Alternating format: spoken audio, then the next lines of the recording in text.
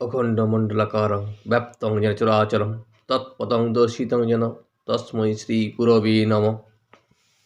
ঠাকুর ও মায়ের চরণে শতকোটি প্রণাম জানিয়ে আজকের পাঠ শুরু করব। প্রয়োজন ঈশ্বরকে ভালোবাসা।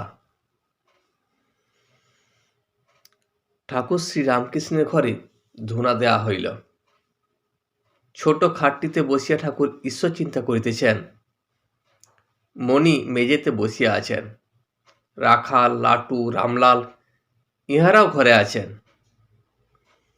ঠাকুর মণিকে বলিতেছেন, কথাটা এই, তাঁকে ভক্তি করা, তাঁকে ভালোবাসা। রামলালকে গাইতে বলিলেন। তিনি মধুর কণ্ঠে গাইতেছেন। ঠাকুর এক একটি গান ধরাইয়া দিতেছেন। ঠাকুর বলাতে রামলাল প্রথমে শ্রী গৌরাঙ্গের সন্ন্যাস গাইতেছেন। ঠাকুর মণিকে বলিলেন,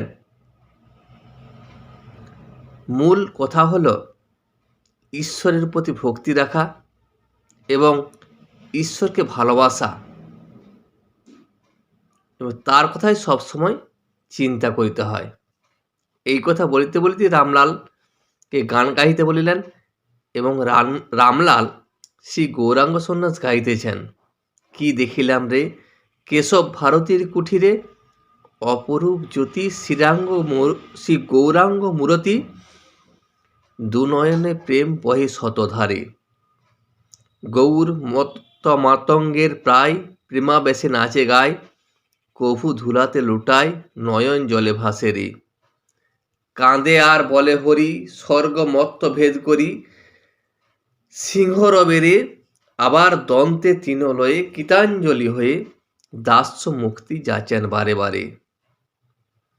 হায় আমি কি দেখিলাম, কেশব ভারতী কুটিরে সে অপরূপ জ্যোতি, তার দু নয়নে প্রেমের ধারা যেন বহে চলেছে। সেই শ্রী গৌরাঙ্গ মূর্তি, তিনি যেন প্রেমাবেশে নেচে নেচে গেয়ে চলেছেন মাতঙ্গের মতো। কখনো ধুলায় লুটাইয়া যাচ্ছেন, আবার কখনো তিনি প্রেমের আবেশে নেচে চলেছেন। আবার তার দু নয়ন, দু চোখ জলে ভেসে যাচ্ছে। ঈশ্বরের কথা ভাবতে ভাবতে, ঈশ্বরের কথা বলতে বলতে, ঈশ্বর নিয়ে প্রেম বিলাতে বিলাতে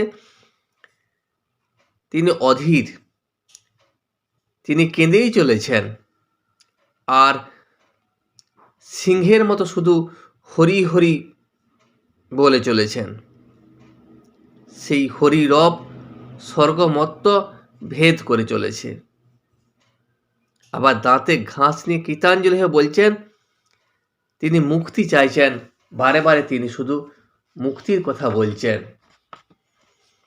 মুড়ায়ে চাচর কেশ, ধরেছেন যোগীর বেশ, দেখে ভক্তি প্রেমাবেশ, প্রাণ কেঁদে উঠে রে, জীবের দুঃখে কাতর হয়ে এলেন সর্বস্ব ত্যাজিয়ে, প্রেম বিলাতেরি প্রেম দাসের বাঞ্ছা মনে, শ্রী চৈতন্য চরণে দাস হয়ে বেড়ায় দাঁড়ে দাঁড়ে। তার মাথা মুড়ানো আছে, তিনি ন্যাড়া হয়ে রয়েছেন এবং যোগীর বেশ ধরেছেন।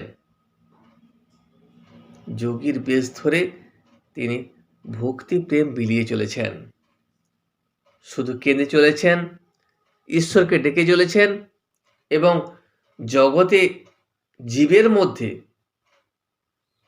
তিনি ভক্তি প্রেম বিলিয়ে চলেছেন এবং জীবের দুঃখে কাতর হয়ে চলেছেন। সর্বস্ব ত্যাগী, সব কিছু তিনি ত্যাগ করেছেন।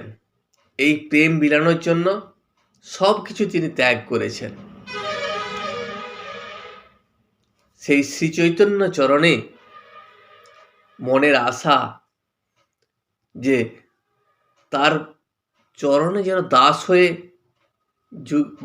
যুগে যুগে থাকতে পারি এবং তার দাস হয়ে আমিও যেন ওই দ্বারে দ্বারে প্রেম বিলাতে পারি। রামলাল পরে গাইলেন, শচী কেঁদে বলছেন, নিমাই কেমন করে তোকে ছেড়ে থাকবো। ঠাকুর বললেন, সেই গানটি গাতো। আমি মুক্তি দিতে কাতর নই। বলছেন, তুমি সন্ন্যাস নিলেও আমি তোমাকে মুক্তি দেব, আমি মুক্তি দিতে কাতর নই। রাধার দেখা কি পায় সকলে, রাধার প্রেম কি পায় সকলে, অতি সদুর্লভ ধন, না করলে আরাধন, সাধন বিনে সে ধন এ ধনে কি মেলে। রাধার দেখা হঠাৎ করে কি কেউ পায়? খুব সাধনা করলে সেই দুর্লভ ধন তবেই পাওয়া যায়, তাকে আরাধনা করতে হয়। সাধনা ছাড়া সে ধন মেলে না, এবং হঠাৎ করে বা সহজে রাধার দেখা পাওয়া যায় না। তুলা রাশি মাসে তিথি অমাবস্যা, সাতি নক্ষত্রে যে বাড়ি বরিশে, অন্য অন্য মাসে যে বাড়ি বরিশে সে বাড়ি কি বরিশে বরিশার চলে। সাতি নক্ষত্রে যে বৃষ্টি পড়ে, যে বাড়ির বর্ষণ হয়, এবং অমাবস্যা তিথিতে তুলার রাশিতে সে বৃষ্টি কঠিন বৃষ্টি। ঠিক সেই ধরনের বৃষ্টি সাধারণভাবে হয় না। অন্যান্য মাসে বা অন্য তিথিতে যে বৃষ্টি হয়, যে বর্ষণ হয়, সে বর্ষণ বর্ষার মতো হয়। সাথী নক্ষত্রে যে বৃষ্টি, সে বাড়ি সাধারণভাবে হতে পারে না। যুবতী সকলে শিশু লয়ে কলে, আই চাঁদ বলে ডাকে বাহু তুলে, শিশু তাহে ভুলে চন্দ্র কি তাই ভুলে। যখন কোনো যুবতী শিশুকে কোলে নেয়, তখন শিশু ভুলে যায়। শিশু যদিও কাঁদতে থাকে, কাঁদতে কাঁদতে শিশুকে যখন কোলে নিয়ে আদর করে, তখন শিশু তাতেই ভুলে যায়, কিন্তু চন্দ্র ভুলে না। গগন ছেড়ে চাঁদ কি উদয় হয় ভূতলে, চাঁদ যেখানে উদয় হয় তার জায়গা ছেড়ে সে কখনো যায় না, সে কখনো নিচে এসে উদয় হয় না, সে তার জায়গায় স্থির, সেখানেই সে উদয় হয়। নবনীরদ বরণ কিসে গণ্য শ্যামচাঁদ রূপ হেরে। ঠাকুর রামলালকে আবার বলিতেছেন, সেই গানটি গা, গৌর নিতাই তোমরা দুভাই। রামলালের সঙ্গে ঠাকুরও যোগ দিতেছেন। গৌর নিতাই তোমরা দুভাই, পরম দয়াল হে প্রভু, আমি তাই শুনে এসেছি হে নাথ।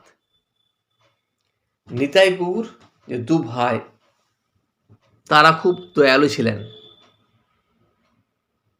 তারা জীবের কল্যাণের জন্য প্রেম বিলাতেন। আমি গিয়েছিলাম কাশীপুরে, আমায় কয়ে দিলেন কাশী বিশ্বেশ্বরী, ও সে পরব্রহ্ম শচীর ঘরে। আমি গিয়েছিলাম অনেক ঠাঁই, কিন্তু এমন দয়াল দেখি নাই। তোমরা ব্রজে ছিলে কানায় বলায়, এখন নদে এসে হলে গৌর নিতাই। আমি যখন কাশীপুরে গিয়েছিলাম, তখন কাশীর যে বিশ্বেশ্বর, তিনি আমায় বলে দিয়েছিলেন যে শচী মাতার ঘরে পরম ব্রহ্ম জন্ম নিয়েছেন। আমি তাকে চিনেছি, আমি চিনেছি হে পরব্রহ্ম, আমি তাকে চিনেছি, তিনিই পরব্রহ্ম, সেই গৌরাঙ্গ সুন্দর। আমি তার কাছে গিয়ে দেখি তার মতো দয়াল আর কেউ নাই। তিনি জীবে প্রেম ঢেলে চলেছেন। তারা আগে ব্রজে যখন ছিলেন তখন ছিলেন কানাই বলাই নামে, আর এখন নদিয়ায় এসে তারা হয়েছেন গৌর আর নিতাই। ব্রজের খেলা ছাড়ি দৌড়াদৌড়ি, এখন নদের খেলা ধুলায় গোড়াগড়ি। ব্রজে যখন ছিলেন তখন দৌড়াদৌড়ি করে খেলতেন, তখন রাখালদের সঙ্গে খেলে চলতেন। আর এখন নদিয়ায় কি হলো, তিনি কেঁদে কেঁদে ধুলায় গোড়াগড়ি করে প্রেম বিলিয়ে চলেছেন। হরি বলে হে প্রেমে মত্ত হয়ে। ছিল ব্রজের খেলা উচ্চরোল, আজ নদের খেলা কেবল হরিবোল। ব্রজে যখন ছিলেন উচ্চরোলে খেলা করতেন, আজ এই নদিয়ায় কেবল হরিবোল হরিবোল করছেন। তোমার সকল অঙ্গ গেছে ঢাকা, কেবল আছে দুটি নয়ন বাঁকা। তোমার পতিত পাবন নাম শুনে বড় ভরসা পেয়েছি মনে। যখন তুমি ব্রজে ছিলে তোমার অঙ্গে যা কিছু ছিল সেসব ঢাকা পড়ে গেছে, তার মধ্যে শুধু একটি জিনিস রয়ে গেছে, চোখ দুটি তোমার বাঁকা রয়ে গেছে। তুমি সেই পতিত পাবন। এ কথা যখন আমি শুনেছি তখন মনে বড় ভরসা পেয়েছি যে তোমার শ্রীচরণে থাকলে আমি মুক্তি পাব, আমার সমস্ত পাপ ধুয়ে যাবে। বড় আশা করে এলাম ধেয়ে, আমায় রাখো চরণ ছায়া দিয়ে। তোমার কাছে বড় আশা নিয়ে এসেছি হে গৌরাঙ্গ প্রভু, যাতে তোমার চরণের ছায়ায় আমি থাকতে পারি। জগায় মাথায় তরে গেছে প্রভু, সেই ভরসা আমার আছে। তোমরা কি আচণ্ডালে দাও কোল, কোল দিয়ে বলো হরি বল। জগায় মাধায়ও তোমাদের ছায়া পেয়েছে, সেই জন্য আমারও ভরসা আছে প্রভু, তোমার শ্রীচরণের ছায়া আমিও পাব। তোমরা তো কোনো বিচার করো না, বাজ বিচার করো না, তোমরা চণ্ডালে কোলে করে তাকে ভক্তি দাও আর কেবল হরি বল বলো। ওই পরম করুণ ও কাঙালের ঠাকুর, ঠাকুর শ্রীরামকৃষ্ণের ভক্তদের গোপন সাধন। নহবতখানার উপরে ঘরে মণি একাকী বসিয়া আছেন। অনেক রাত্রি হইয়াছে, আজ অগ্রহায়ণ পূর্ণিমা। আকাশ গঙ্গা কালীবাড়ি মন্দির শীর্ষ উদ্যানপথ পঞ্চবটী চাঁদের আলোতে ভাসিয়াছে। মণি একাকী ঠাকুর শ্রীরামকৃষ্ণকে চিন্তা করিতেছেন। মণিকে নহবতে উপরের ঘরটি দেয়া হইয়াছে। যখন রাত্রিবেলা দেখলেন তখন দেখলেন উপর থেকে আকাশ গঙ্গা কালীবাড়ি সব পঞ্চবটী চাঁদের আলোয় যেন ভেসে যাচ্ছে। আর মণি এক মনে শুধু ঠাকুরের কথা ভেবে চলেছেন, শ্রীরামকৃষ্ণের চিন্তা করে চলেছেন। রাত প্রায় 3টা হইল। তিনি উঠিলেন, উত্তরাশ্ব হইয়া পঞ্চবটীর অভিমুখে যাইতেছেন। ঠাকুর শ্রীরামকৃষ্ণ পঞ্চবটীর কথা বলিয়াছেন, আর নহবতখানা ভালো লাগিতেছে না। তিনি পঞ্চবটীর ঘরে থাকিবেন স্থির করিলেন। ঠাকুর মণিকে বলেছিলেন, পঞ্চবটীতে অনেক ঈশ্বরীয় কথা হইয়াছে, সেই জন্য পঞ্চবটীতে মণির থাকা ভালো। এখন সেই কথা মণির মনে পড়তেছে, সেই জন্য তিনি ঠাকুরের সেই কথা ভাবিতে ভাবিতে পঞ্চবটীর দিকে যাইতেছেন। সেই আর তার নহবতখানা ভালো লাগিতেছে না। তিনি এখন মনে মনে স্থির করলেন তিনি পঞ্চবটীতে থাকিবেন। চতুর্দিক নীরব। রাত 11টার সময় জোয়ার আসিয়াছে। একবার জলের শব্দ শোনা যাইতেছে।